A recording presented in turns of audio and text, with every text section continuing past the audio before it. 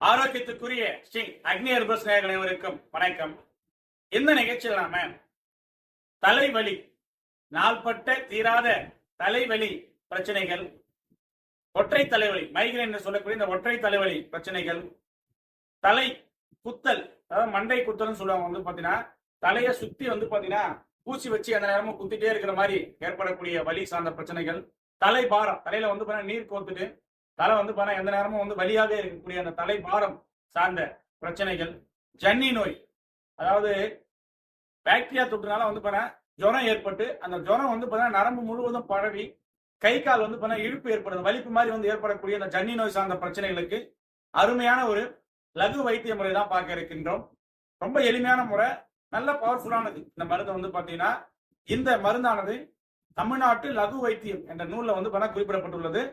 நாமும் நிறைய பேருக்கு இந்த முறையை பயன்படுத்தி வெற்றி கண்ட முறை தான் இந்த முறையானது.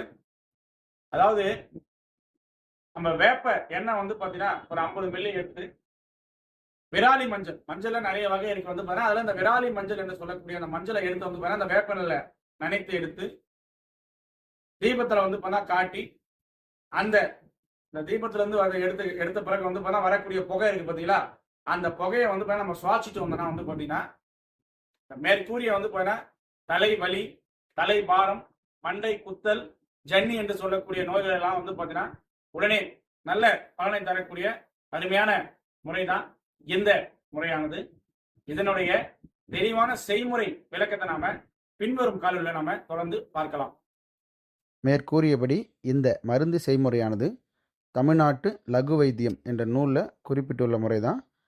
இதுதான் விராலி மஞ்சள். நமக்கு ஒரு துண்டு போருமானது. நம்மக்கிட்ட மருந்து செய்வதற்காக இருக்கக்கூடியது இந்த மஞ்சள். இதோட வேப்பெண்ணெய், சுத்தமான வேப்பெண்ணெய் ஒரு 50 மில்லி அளவு இருந்தால் போருமானது. ஒரு துண்டு நல்ல அந்த விராலி மஞ்சளாக பார்த்து எடுத்து அதை இந்த வேப்பெண்ணெயில் நினச்சிக்கணும். முறை எண்ணெய் அளவாக பார்த்தீங்கன்னா பிடிக்காது, சும்மா லைட்டாக நினச்சி அது நல்லா முங்குற அளவுக்கு நினச்சி எடுத்து தீப ஒளியில் இந்த மாதிரி சின்ன ஒரு அகலில் பார்த்திங்கன்னா தீபம் ஏற்றி அதில் காட்டினீங்கன்னா கொஞ்சம் நேரத்தில் அந்த மஞ்சளானது நல்லா தீப்பிடிச்சிடும். கொஞ்சம் நேரம் அது கொஞ்சம் கரியானதுக்கப்புறம் அதை அணைச்சிட்டிங்கன்னா அதிலிருந்து இந்த மாதிரி புகை வரும்.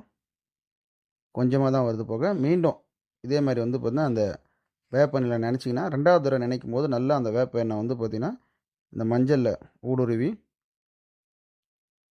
அதன் பிறகு நீங்கள் பார்த்தீங்கன்னா விளக்கில் காட்டி எடுத்திங்கன்னா நல்ல புகை வரும். இந்த புகையை 2 தடவை சுவாசித்தா போதுமானது.